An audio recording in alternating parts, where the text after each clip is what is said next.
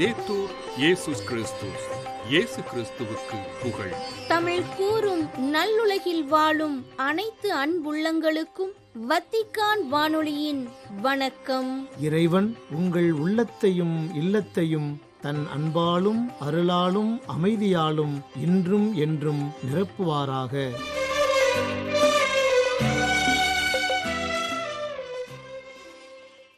அன்பு நெஞ்சங்களே, இன்று யாம் உங்களுக்கு வழங்க விருப்பன தடம் தந்த தகைமை, வாரம் ஓர் அலசல் மற்றும் செய்திகள்.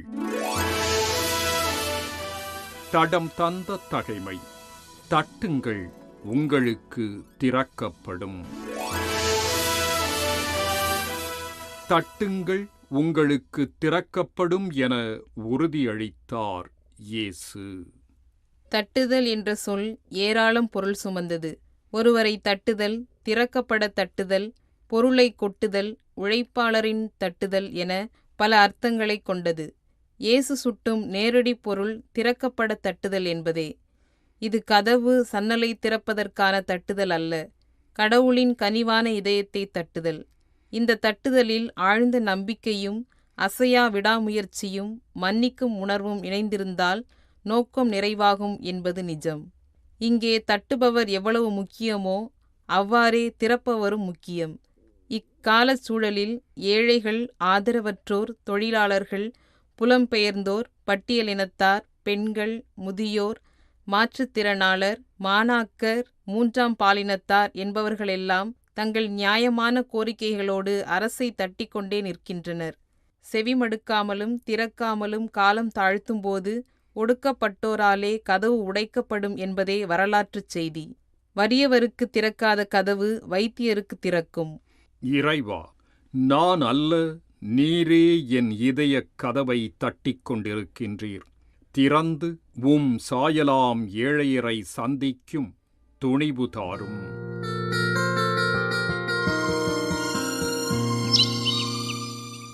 வாரம் ஓர் அலசல். ஜூலை 17 அனைத்துலக நீதி நாள்.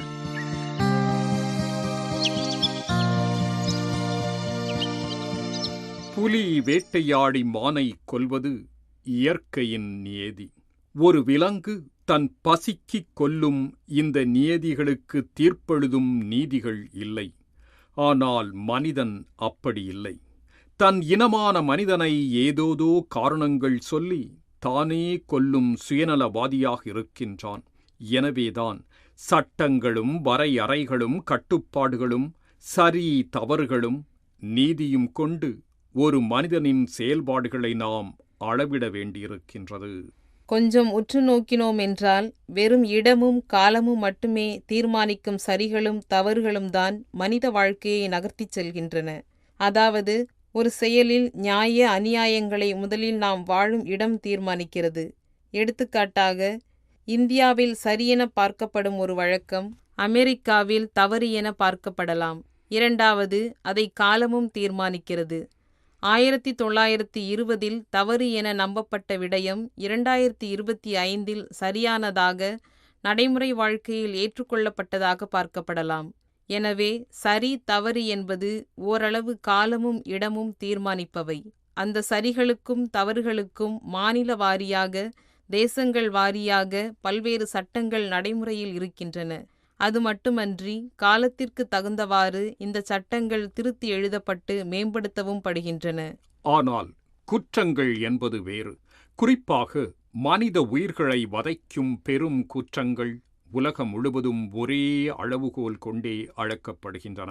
ஆனால் இவற்றை விசாரிக்க, தண்டனை வழங்க உலகம் முழுவதும் ஒரே சட்டமும் அந்த சட்டத்தை செயல்படுத்தும் அதிகாரமும் அமைப்பும் இல்லாமல் இருந்தது. இப்படியான ஒரு பொதுவான அமைப்பு உருவாவதன் தேவையை உலகுக்கு உணர்த்தின முதல் மற்றும் இரண்டாம் உலகப் போர்கள்.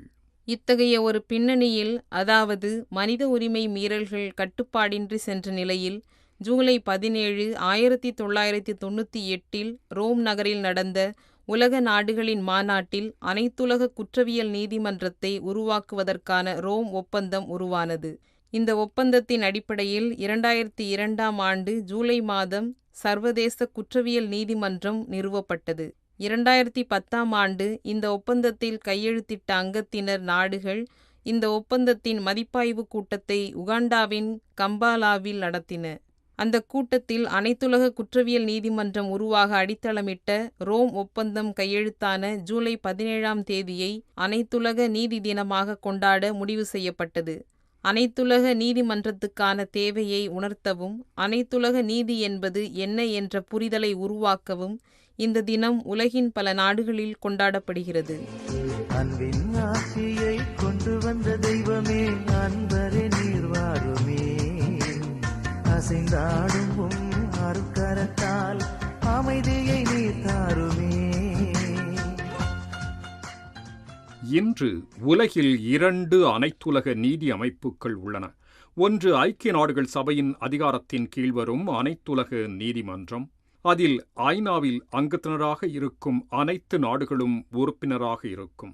மற்றொன்று ரோம் ஒப்பந்தத்தின் அடிப்படையில் உருவான சர்வதேச குற்றவியல் நீதிமன்றம். இதில் 1998 ரோம் ஒப்பந்தத்தில் கையெழுத்திட்ட நாடுகள் மட்டுமே உறுப்பு நாடுகளாக இருக்கும். முதலில் இனப்படுகொலை, மனிதகுலத்திற்கு எதிரான குற்றங்கள், போர்க்குற்றங்கள் ஆகிய 3 குற்றங்களை விசாரிப்பதற்கு இந்த நீதிமன்றம் உருவாக்கப்பட்டது. பின்னர் ஒருவர் தேசிய இராணுவத்தை பயன்படுத்தி தேவையற்ற தாக்குதலில் ஈடுபடும் குற்றமும் சேர்க்கப்பட்டது. ஒவ்வொரு ஆண்டும் ஜூலை 17ஆம் தேதி கொண்டாடப்படும் உலக நீதி நாள் பாதிக்கப்பட்டவர்களின் உரிமையை நிலைநாட்டுவதையும் குற்றவாளிகளை சட்டத்தின்படி தண்டிப்பதை உறுதி செய்வதையும் நோக்கமாக கொண்டுள்ளது. நிரபராதிகள் தண்டிக்கப்படாமல் இருப்பதும் நீதிமன்றங்களின் மீது மக்களின் நம்பிக்கை அதிகரிப்பதை உறுதி செய்வதும் உலக நீதி நாளின் முக்கிய நோக்கங்களில் ஒன்றாக உள்ளது. தீவிரவாதம் மற்றும் குற்றச் செயல்கள் தடுக்கப்பட்டு அமைதி மற்றும் பாதுகாப்பான வாழ்க்கையை உறுதி செய்வது குறித்து இந்நாளில் விழிப்புணர்வு ஏற்படுத்தப்படுகிறது.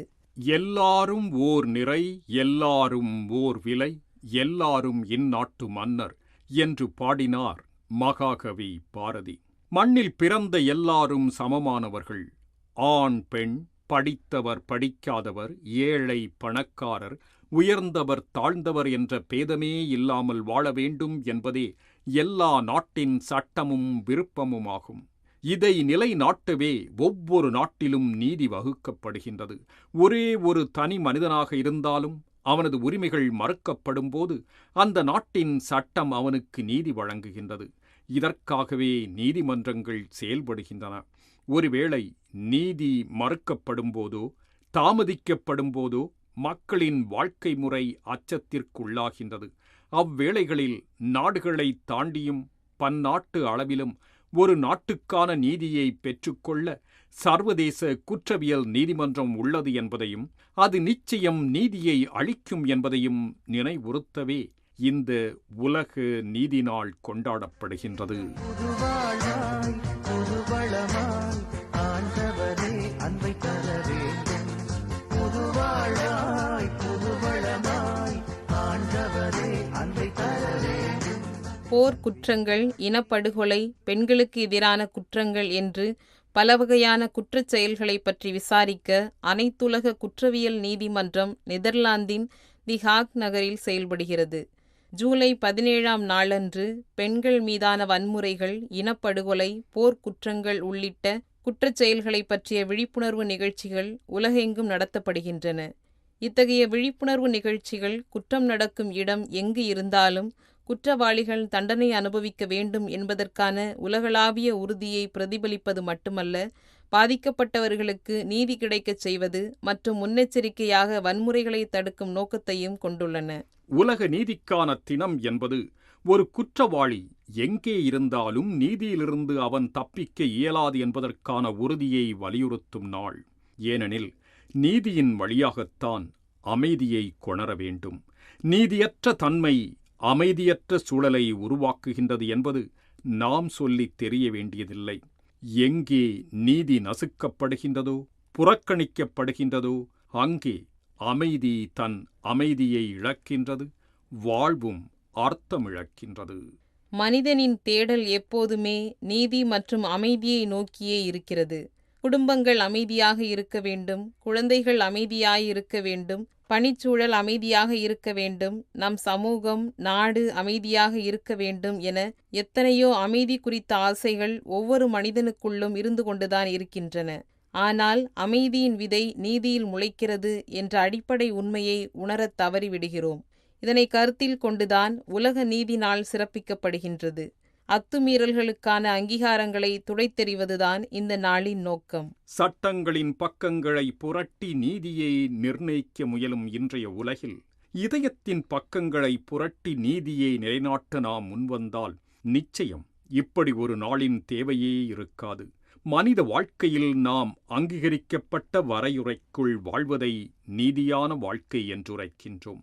அந்த வரையறைகள் நீதியை பெறுவதையும் அமைதியை உருவாக்குவதையும் நோக்கமாக கொண்டுள்ளன. இதைத்தான் அனைத்துலக நீதி நாள் கொண்டுவர முயல்கின்றது. நீதி நிலைநாட்டுவது நேர்மையானவருக்கு மகிழ்ச்சியளிக்கும், தீமை செய்வோருக்கோ அது திகிலுண்டாக்கும் என நீதிமொழிகள் 21:15 நாம் காண்கிறோம். நமது வாழ்வில் நாம் நீதியைக் கண்டு மகிழ்பவர்களாக இருப்போமானால் நமது வாழ்க்கை சரியான பாதையில் நடக்கிறது என்பது திண்ணம். நம் ஒவ்வொருவரின் இலக்கும் நீதியையும் அமைதியையும் நோக்கிய பயணமே. அதை இறைவன் நமக்கு அருள வேண்டுமெனும் பார்வையில் நமது செயல்பாடுகள் இருக்க வேண்டும். நீதியை நோக்கிய நம் பயணம் அனைவரையும் சரிசமமாக நடத்துவதையும், பிறருக்காக பரிந்து பேசுவதையும், நாட்டில் நடக்கும் கொடுமைகளை தட்டி கேட்பதையும், நீதிமுறைகளை தவறாது கடைபிடிப்பதையும் உள்ளடக்கியதாக இருக்க வேண்டும். அமைதியும் சகிப்புத்தன்மையும் அப்பயணத்தில் இணைந்து செல்ல வேண்டும். இதன் வழியாகத்தான் நீதி நிறைந்த ஓர் உலகை நாம் படைக்க முடியும். அதன் வழியாகத்தான் அமைதி பிறக்கும். நீதியின் தேவனே வரவேண்டும், நிம்மதியம் வாழ்வில் தர வேண்டும். ஏழைகள் ஆற்றலே நீ என்றோ, அவர்தம் வீழ்ச்சியும் தோல்வி என்றோ.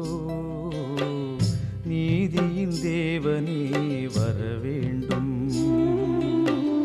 நிம்மதியம் வாழ்வில் தர வேண்டும்.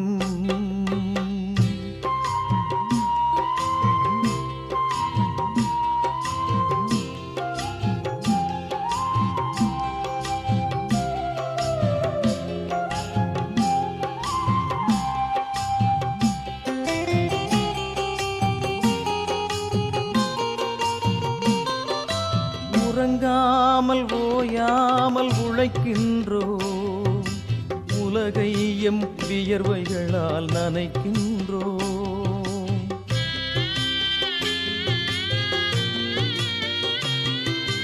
உறங்காமல் ஓயாமல் உழைக்கின்றோம், உலகை எம் வியர்வைகளால் நனைக்கின்றோம்.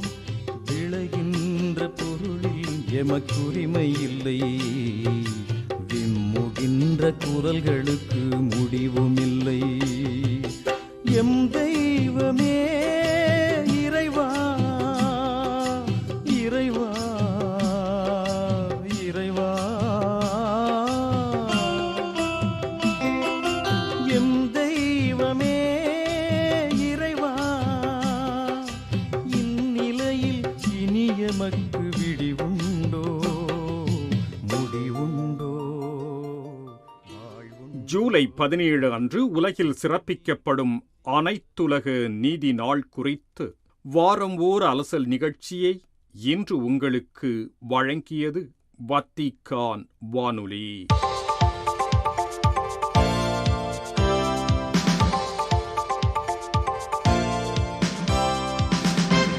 செய்திகள். கடவுள் நம்மேல் கொண்ட பார்வையை நாம் மற்றவர்களிடத்தில் கொண்டிருக்க வேண்டும் என்றும், நல்ல சமாரியராகிய இயேசு நமது காயங்களை குணப்படுத்த வந்தார், அன்பு இரக்கம் எனும் எண்ணெயினை நம்மேல் ஊற்றினார் என்றும் கூறினார் திருத்தந்தை 14ஆம் லியோ. ஜூலை 13 ஞாயிற்றுக்கிழமை கஸ்தல் கந்தோல்ஃபோவில் உள்ள வில்லா நோவா தூய தோமா திருப்பீட பங்குத்தளத்தில் திருப்பலி நிறைவேற்றி மறையுரையாற்றிய போது இவ்வாறு எடுத்துரைத்த திருத்தந்தை 14ஆம் லியோ அவர்கள் லூக்கா நற்செய்தியில் இடம்பெறும் நல்ல சமாரியர் உவமை குறித்த கருத்துக்களையும் பகிர்ந்து கொண்டார். நல்ல சமாரியரைப் போல கிறிஸ்து நம்மை அன்பு செய்கின்றார், நம்மை பாதுகாக்கின்றார், அவரைப் போல பிறரை அன்பு செய்யவும், பாதுகாத்து பராமரித்து இரக்கமுள்ளவர்களாக வாழவும் நாம் ஒவ்வொருவரும் அழைக்கப்படுகின்றோம் என்பதை நமது வாழ்க்கையின் ஆழத்தில் நாம் கண்டடைகின்றோம் என்றும் எடுத்துரைத்தார் திருத்தந்தை.